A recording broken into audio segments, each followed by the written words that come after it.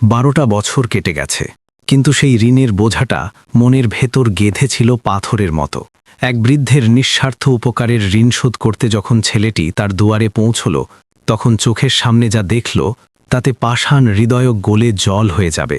3টি অসহায় মেয়ের দিকে তাকিয়ে সে এমন এক দৃষ্টান্ত স্থাপন করল যা মানবতার ইতিহাসে এক উজ্জ্বল অধ্যায় হয়ে থাকবে। বন্ধুরা, রক্ত সম্পর্কই কি সব, নাকি বিপদের দিনে বাড়িয়ে দেওয়া অচেনা হাতটাই আসল আপন?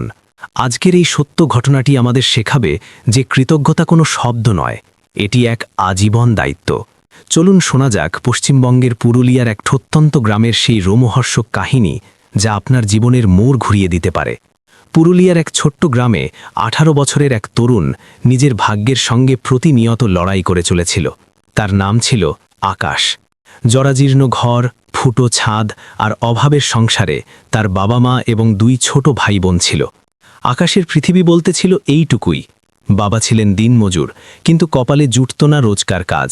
কখনো 2 দিন কাজ মিললে পরের 3 দিন হাত গুটিয়ে বসে থাকতে হতো। এমন পরিস্থিতিতে বাড়িতে উনুন জ্বলাটাই ছিল ঈদের চাঁদের মতো আনন্দের ব্যাপার। বাড়ির বড় ছেলে হিসেবে সমস্ত দায়িত্ব ছিল আকাশের কাঁধে, কিন্তু তার পকেট থাকত শূন্য। এমন অনেক রাত গেছে যখন সে নিজে না খেয়ে নিজের ভাগের খাবারটুকু ছোট ভাই বোনদের মুখে তুলে দিয়েছে। মায়ের চোখে সর্বদা উদ্বেগ আর বাবার মুখে পরাজয়ের গ্লানি স্পষ্ট ফুটে উঠত। অভাবের তাড়নায় বাড়িতে প্রায়ই অশান্তি হতো। বাবা কখনো রাগের মাথায় বকাঝকা করতেন, আবার কখনো পরিস্থিতির চাপে নিজেই ভেঙে পড়তেন। একদিন অভাবের তীব্রতা সহ্যের সীমা ছাড়িয়ে গেল। টানা 3 দিন ধরে বাড়িতে এক মুঠো চাল ছিল না। বাবা কাজ খুঁজে না পেয়ে খালি হাতে ফিরলেন। মায়ের কোনো এক কথায় তর্ক বেড়ে গেল। রাগের মাথায় বাবা আকাশকে উদ্দেশ্য করে বলে বসলেন, তুই তো ধামড়া হয়েছিস, নিজে কিছু রোজগার কেন করিস না? এই কথাটি আকাশের বুকে তীরের মতো বেঁধল। সে মুখে কিছু বলল না, কিন্তু ভেতরটা চুরমার হয়ে গেল। সেই রাতেই সে এক কঠিন সিদ্ধান্ত নিল। কাউকে কিছু না জানিয়ে সে চিরতরে এই ঘর ছেড়ে চলে যাবে। তার মনে হলো সে যদি এখানে থাকে তবে পরিবারের বোঝা হয়েই থাকবে। গভীর রাতে সে বিছানা ছাড়ল।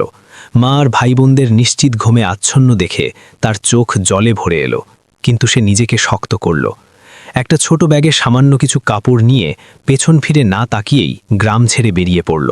হেঁটেই পৌঁছল বাসস্ট্যান্ডে। পকেটে সম্বল বলতে ছিল মাত্র 200 টাকা। সামনে যে বাসটি পেল, গন্তব্য না জেনেই তাতেই উঠে পড়ল। সে জানত না বাসটি তাকে কোথায় নিয়ে যাচ্ছে। ঘণ্টার পর ঘণ্টা চলার পর বাসটি তাকে নামিয়ে দিল কলকাতার ব্যস্ত শহরে। তার কাছে এই শহর ছিল এক বিশাল ধাঁধা। আকাশ ছোঁয়া অট্টালিকা, দ্রুতগতির যানবাহন আর মানুষের ভিড়, সবকিছুই ছিল তার কাছে নতুন এবং ভীতিজনক। সকাল থেকে সন্ধ্যা পর্যন্ত সে হন্যে হয়ে কাজ খুঁজতে লাগল।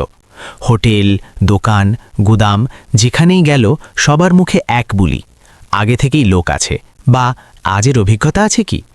সন্ধ্যা ডুরিয়ে রাত নামল, কিন্তু তার পেটে দানা পানি পড়ল না। পেটের ক্ষুধা আগুনের মতো জ্বলছিল। রাস্তার ধারে এক ফুচকার দোকানে দাঁড়িয়ে সে মানুষকে খেতে দেখছিল, শুধু তাকিয়েই রইল। রাত গভীর হতে শুরু করলে সে বুঝল না কোথায় মাথা গুঁজবে। অনেক খোঁজাখুঁজির পর এক বড় পার্কের সন্ধান পেল। ভেতরে ঢুকে এক কোনায় বেঞ্চে বসে পড়ল।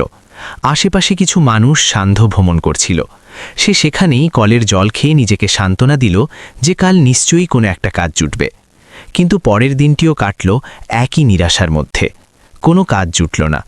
দুপুর গড়াতেই শরীর এত দুর্বল হয়ে পড়ল যে পা চালানো দায় হয়ে উঠল। পার্কের এক কোনায় কিছু মানুষ পায়রাদের দানা খাওয়াচ্ছিল। সবাই চলে গেলে আকাশ লজ্জার মাথা খেয়ে সেখানে গেল এবং মাটিতে পড়ে থাকা সেই দানাগুলো তুলে মুখে পড়ল। নিজের কাছে নিজেরই ঘৃণা লাগছিল, কিন্তু বাঁচার তাগিদে ক্ষুধার জ্বালা ছিল তার চেয়েও তীব্র।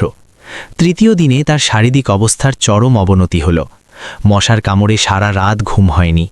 শরীর ব্যথায় ভেঙে আসছিল।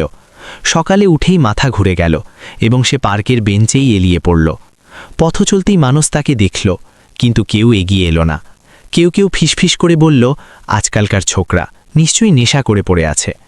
তীব্র জ্বরে তার গা পুড়ে যাচ্ছিল, চোখ বন্ধ, ঠোঁট শুকিয়ে কাঠ। জ্বরের ঘোরে সে বিড়বিড় করে মা বলে ডাকছিল, কিন্তু সেই স্বর ছিল অতি ক্ষীণ। ঠিক সেই সময় প্রায় 65 বছর বয়সী এক বৃদ্ধ সেখানে এসে বসলেন। তার নাম ছিল দীনবন্ধু। তিনি রোজ সকালে হাঁটতে আসতেন। হঠাৎ তার নজর পড়ল বেঞ্চে পড়ে থাকা আকাশের ওপর। দীনবন্ধু কাছে গিয়ে তার কপালে হাত রাখলেন, দেখলেন জ্বরে গা পুড়ে যাচ্ছে। তিনি আকাশকে নাড়িয়ে জিজ্ঞাসা করলেন, বাবা, তুমি কে?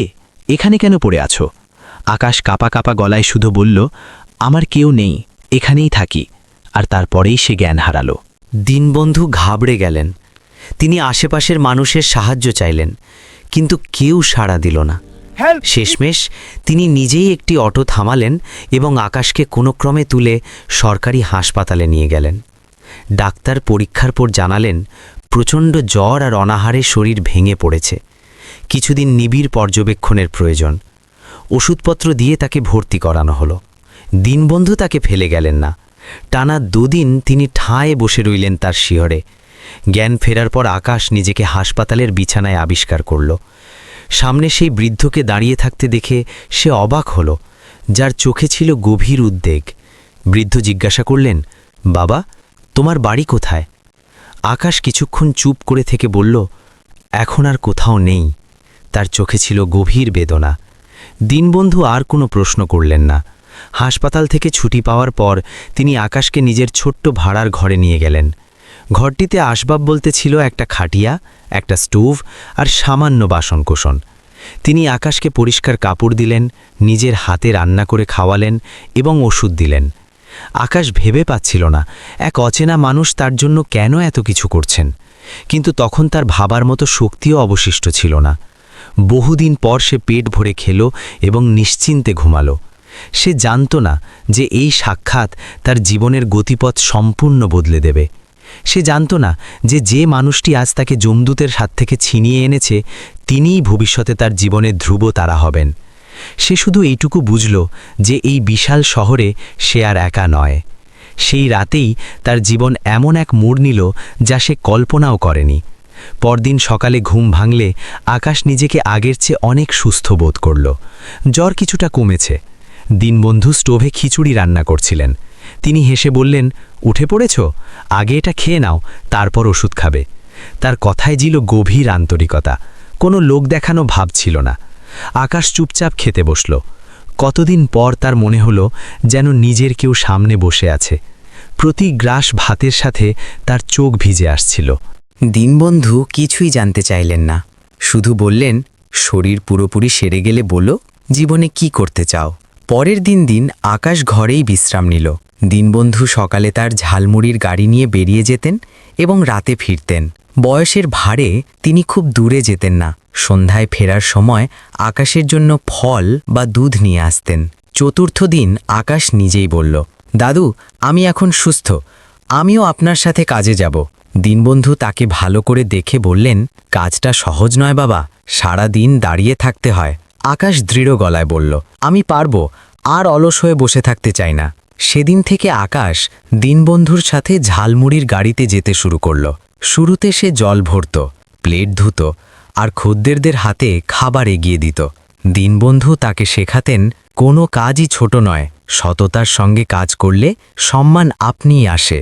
ধীরে ধীরে আকাশ মশলা মাখানো, মুড়ি বানানো আর হিসাব রাখা শিখে নিল। তার মিষ্টি ব্যবহার আর চটপটে কাজে খদ্দেররা খুশি হতো। কয়েক সপ্তাহেই তাদের বিক্রি বাড়তে শুরু করল। একদিন দীনবন্ধু বললেন, দেখো আকাশ, তোমাকে নিজের পায়ে দাঁড়াতে হবে। সারা জীবন কারোর আশ্রয়ে থাকা ঠিক নয়। আকাশ চুপ করে রইল। তার বাড়ির কথা মনে পড়ত, কিন্তু সে ফিরতে চাইত না। তার জেদ ছিল, জীবনে কিছু না করে সে ফিরবে না। 2 মাস কেটে গেল। আকাশ এখন পুরোপুরি সুস্থ। দীনবন্ধু তার জন্য আলাদা একটি ছোট গাড়ি কিনে দিলেন এবং বললেন, কাছাকাছির মধ্যেই দোকান লাগাবে, আমি নজরে রাখব। আকাশের চোখ খুশিতে চকচক করে উঠল। জীবনে প্রথমবার তার মনে হলো সে কিছু করতে পারবে। সে দিনরাত এক করে খাটতে লাগল। সকাল থেকে রাত পর্যন্ত দাঁড়িয়ে থাকলেও তার মনে ছিল অদ্ভুত শান্তি। মাসের শেষে নিজের খরচ মিটিয়ে সে কিছু টাকা জমালো। যখন সে প্রথমবার 5,000 টাকা সঞ্চয় করল, তখন সে নোটগুলোর দিকে ফ্যাল ফ্যাল করে তাকিয়ে রইল। দীনবন্ধু হেসে জিজ্ঞাসা করলেন, কি দেখছ? আকাশ বলল, দাদু, এটা আমার জীবনের প্রথম রোজগার। দীনবন্ধু বললেন, এটাই তো শুরু। সময় এভাবেই কাটছিল। দুজনের সম্পর্ক আরও গভীর হল। আকাশ এখন তাকে দাদু বলে ডাকত। দীনবন্ধুও তাকে নিজের নাতির মতোই স্নেহ করতেন। রাতে কাজ শেষে দুজনে জীবনের নানা গল্প করতেন। দাদু বলতেন, জীবনে যে বিপদে পাশে দাঁড়ায় তাকে কখনো ভুলো না। 4 মাস পর আকাশের জমানো টাকার পরিমাণ 10,000-এ পৌঁছল। সে খুশি ছিল, কিন্তু দাদুর মুখে চিন্তার ছায়া দেখা যেত। এক রাতে তিনি বললেন, বাবা, এবার বাণীতে একটা খবর দে, তোর মা বাবা নিশ্চয়ই দুশ্চিন্তায় আছেন। আকাশ মাথা নিচু করে বলল, এখন নয় দাদু, আগে বড় কিছু করি, তারপর যাব। দাদু আর জোর করলেন না, শুধু বললেন, ঠিক আছে, তবে একদিন অবশ্যই যাস। কিছুদিন পর দীনবন্ধু জানালেন তিনি নিজের গ্রামে যাবেন। অনেক দিন যাওয়া হয়নি। আকাশ ঘাবড়ে গিয়ে জিজ্ঞাসা করল, কতদিনের জন্য? তিনি বললেন, মাত্র 1 সপ্তাহ, তাড়াতাড়ি ফিরে আসব। যাওয়ার আগে তিনি আকাশকে বুঝিয়ে দিলেন, রোজ দোকান খুলবে, হিসাব ঠিক রাখবে, বাইরের খাবার খাবে না, আর নিজের যত্ন নেবে। আকাশ মাথা নাড়ল, কিন্তু তার মন বলছিল অন্য কথা। 1 সপ্তাহ পর দাদু ফিরলেন না। দ্বিতীয় এবং তৃতীয় সপ্তাহ কেটে গেল। আকাশ ভাবল হয়তো গ্রামে কোনো কাজে আটকে গেছেন। 1 মাস 2 মাস কেটে গেল। আকাশ প্রতিদিন সেই রাস্তার দিকে তাকিয়ে থাকত, যদি কোনো বাস থেকে দাদু নামেন, কিন্তু দাদু এলেন না। আকাশ আশেপাশে খোঁজ নিল, কিন্তু কেউ কিছু বলতে পারল না। রাতে ফাঁকা ঘরে ফিরে সে দাদুর খালি খাটিয়াটার দিকে তাকিয়ে চুপ করে বসে থাকত। 3 মাস পেরিয়ে যাওয়ার পর তার মনের অস্থিরতা ভয়ে হোপ নিল। তবুও সে কাজ থামায়নি। তার বিশ্বাস ছিল সে যদি এখান থেকে চলে যায় তবে দাদু ফিরে তাকে খুঁজে পাবেন না। সন্ধ্যা হলেই তার চোখ সেই রাস্তায় আটকে থাকত, যে পথ দিয়ে দাদু চলে গিয়েছিলেন। আর এই অনন্ত অপেক্ষার মাঝেই আকাশের জীবন এক নতুন সংগ্রামের দিকে এগিয়ে চলল। যাই হোক বন্ধুরা, দাদু চলে যাওয়ার পর 6 মাস কেটে গেছে। আকাশ এখন 19 বছরের যুবক। তার মুখে দাড়ি গোফের রেখা দেখা দিয়েছে, চোখের চঞ্চলতা কমে এসেছে, কিন্তু মনের ভেতরটা ফাঁকা। 1 বছর পার হয়ে গেল, দীনবন্ধু ফিরলেন না। আকাশ ঠিক করল সে হার মানবে না। সে ঝালমুড়ির ব্যবসার জমানো টাকা দিয়ে ঘর ভাড়া মেটালো, ব্যবসার সরঞ্জাম বাড়ালো এবং নিজেকে আরও দক্ষ করে তুলল। খদ্দেরদের সঙ্গে তার ভালো সম্পর্কের কারণে রোজগারও বাড়ল। 1 বছরে সে 50,000 টাকা জমিয়ে ফেলল। কিন্তু এই টাকা তাকে শান্তি দিল না। তার মনে একটাই প্রশ্ন, দাদু কোথায়? একদিন সে সিদ্ধান্ত নিল সে নিজের গ্রামে যাবে। 20 মাস পর সে প্রথমবার বাড়ি ফিরল। গ্রামে তাকে দেখে সবাই অবাক। মা তাকে জড়িয়ে ধরে কান্নায় ভেঙে পড়লেন, বাবার চোখে জল। ভাই বোনেরা তাকে ছাড়তেই চাইছিল না। বাড়ির সবাইকে সব খুলে বলার পর মা বললেন, কয়েক মাস আগে এক বৃদ্ধ ভদ্রলোক এসেছিলেন। তিনি বলেছিলেন তুমি ওর কাছেই আছো, আমাদের কিছু টাকাও দিয়ে গেছেন। মানুষটা খুব ভালো ছিলেন। আকাশের বুক ধরফড় করে উঠল। সে জিজ্ঞাসা করল, কোথাকার লোক ছিলেন? মা বললেন, বাঁকুড়ার কোনো এক গ্রামের নাম বলেছিলেন, সম্ভবত চণ্ডীপুর। আকাশ বুঝল দাদু নিজের গ্রামে গিয়েছিলেন এবং তার খোঁজে এখানেও এসেছিলেন। কিন্তু তারপর তিনি কেন ফিরে এলেন না? 15 দিন গ্রামে থেকে সে আবার কলকাতায় ফিরে এলো। এবার তার মনে এক নতুন জেদ।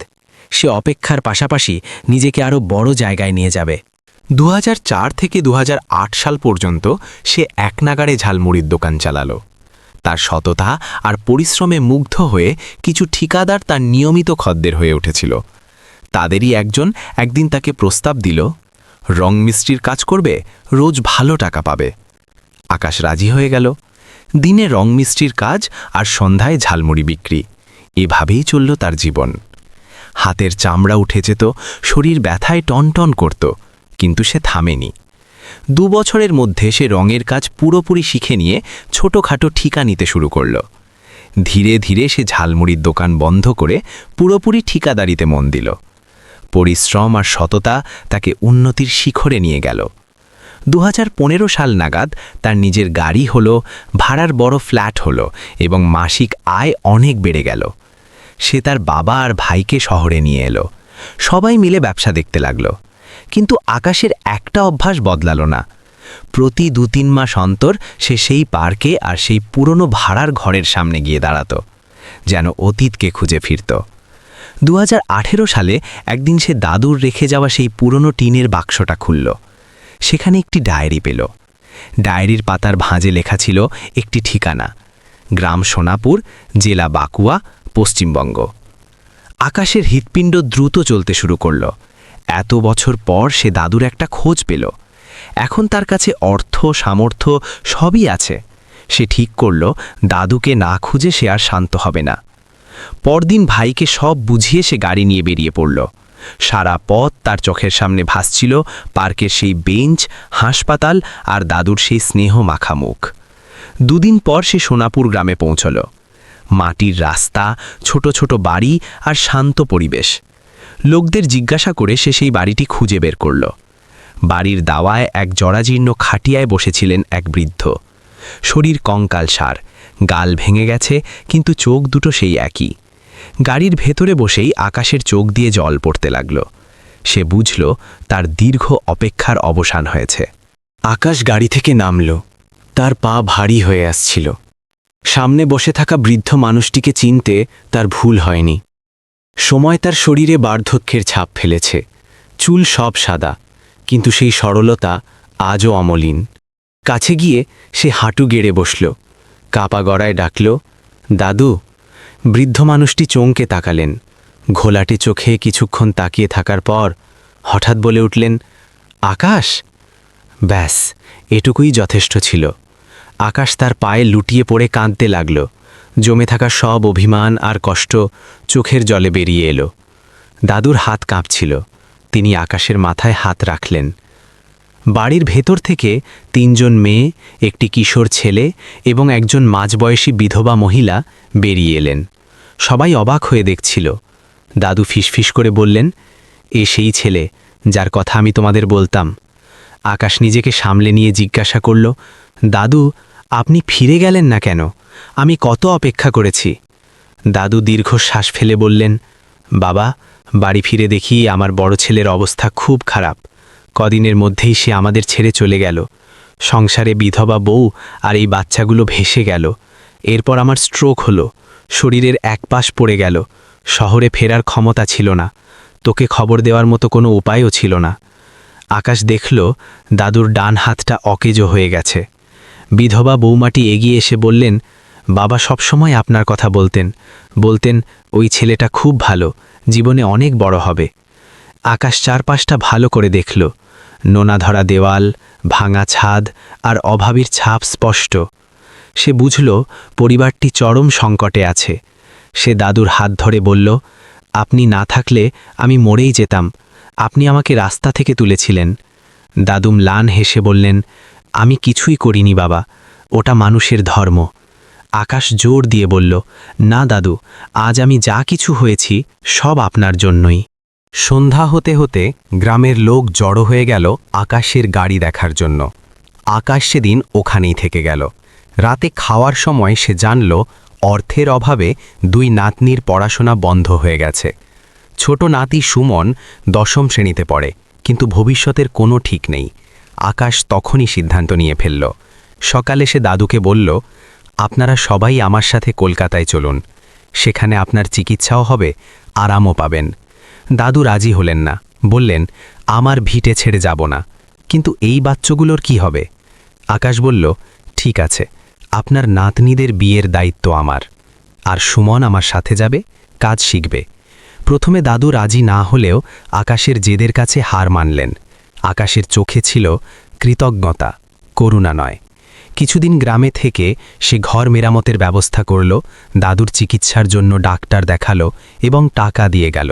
যাওয়ার সময় সুমনকে বলল, তৈরি থেকো, পরের মাসে নিতে আসব। গাড়িতে ওঠার সময় দাদু তার হাত ধরে বললেন, বাবা, তুই আমার ঋণ শোধ করে দিলি। আকাশ বলল, দাদু, আপনার ঋণ এই জীবনে শোধ করা সম্ভব নয়। গাড়ি যখন ছাড়ল, আকাশের বুকটা হালকা লাগছিল। সে বুঝল তার জীবনের আসল উদ্দেশ্য এখন শুরু হলো। শহরে ফিরে আকাশ তার ভাই ও পরিবারকে সব জানালো। সবাই তার সিদ্ধান্তকে সম্মান জানালো। আকাশের কাছে এখন টাকার চেয়ে বড় হলো সেই মানুষটির প্রতি দায়িত্ব পালন করা। 1 মাস পর সে আবার সোনাপুর গেল। এবার সঙ্গে নিয়ে গেল প্রয়োজনীয় জিনিসপত্র আর উপহার। সুমনকে সাথে নিয়ে এলো কলকাতায়। আকাশের নিজের শুরুতে যেমন কষ্ট হয়েছিল, সুমনের যাতে তেমন না হয় সেদিকে সে খেয়াল রাখল। সে সুমনকে নিজের ছোট ভাইয়ের মতো আগলে রাখল, কাজ শেখালো এবং পড়াশোনাও চালিয়ে যেতে সাহায্য করল। এদিকে গ্রামে 2 নাতনির জন্য ভালো সম্বন্ধ ঠিক হলো। আকাশ কথা দিয়েছিল ধুমধাম করে বিয়ে দেবে। 2 বছরের মধ্যে 2 বোনের বিয়ে হলো খুব ভালো ঘরে। আকাশ ভাইয়ের মতো দাঁড়িয়ে থেকে সব দায়িত্ব পালন করল। বিয়ের দিন দাদুর চোখে ছিল আনন্দাশ্রু। তিনি সবার সামনে বললেন, ঈশ্বর আমার কোল খালি করেননি। দাদুর শরীর কিছুটা ভালো হলো আকাশের পাঠানো টাকায় চিকিৎসার ফলে। গ্রাম আর শহর মিলিয়ে এক নতুন সম্পর্কের সেতু তৈরি হল। বছর ঘুরতে লাগল। আকাশ এখন অনেক বড় ঠিকাদার, কিন্তু সে তার অতীত ভোলেনি। বছরে একবার সে সেই পার্কে গিয়ে দাঁড়াতো যেখানে তার পুনর্জন্ম হয়েছিল। সুমন এখন নিজেই ছোটখাটো কাজ সামলায়। একদিন গ্রাম থেকে খবর এলো দাদুর শরীর খুব খারাপ। আকাশ সব কাজ ফেলে ছুটে গেল। দাদু শেষবারের মতো আকাশের হাত ধরে বললেন, আমি এখন শান্তিতে যেতে পারব। আকাশের কোলে মাথা রেখেই তিনি শেষ নিঃশ্বাস ত্যাগ করলেন। আকাশ ছেলের মতো তার শেষকৃত্য সম্পন্ন করল। শহরে ফিরে আকাশ তার অফিসের দেওয়ালে দাদুর একটি হাসি মুখের ছবি টাঙিয়ে দিল। প্রতিদিন কাজে বেরোনোর আগে সে ওই ছবির দিকে তাকিয়ে প্রণাম করত। আকাশ আজ সফল, লোকে তাকে এক নামে চেনে, কিন্তু সে জানে তার এই সাফল্যের পেছনে আছে সেই এক ফোঁটা দয়া, যা সে পেয়েছিল এক অচেনা বৃদ্ধের কাছ থেকে। সে বিশ্বাস করে বিপদের সময় যে পাশে দাঁড়ায় সেই প্রকৃত ঈশ্বর। বন্ধুরা, এই গল্পটি আমাদের শেখায় যে মানুষের পরিচয় তার বৃত্তে নয়, চিত্তে। বিপদে যে হাত বাড়িয়ে দেয় তাকে মনে রাখা আর সেই উপকারের প্রতিদান দেওয়াই হল মনুষ্যত্ব। আপনিও একবার ভেবে দেখুন, আপনার দুঃসময়ে কেউ কি পাশে ছিল? আপনি কি তার খোঁজ নিয়েছেন? যদি আজ কেউ আপনার দিকে সাহায্যের আশায় তাকিয়ে থাকে, তবে আপনিও কি তার জন্য সেই ভরসার হাতটি বাড়িয়ে দিতে পারেন না? ভিডিওটি ভালো লাগলে লাইক করুন এবং কমেন্টে জানান আপনার মতামত। আবার দেখা হবে নতুন কোনো এক হৃদয়স্পর্শী সত্য ঘটনার সাথে।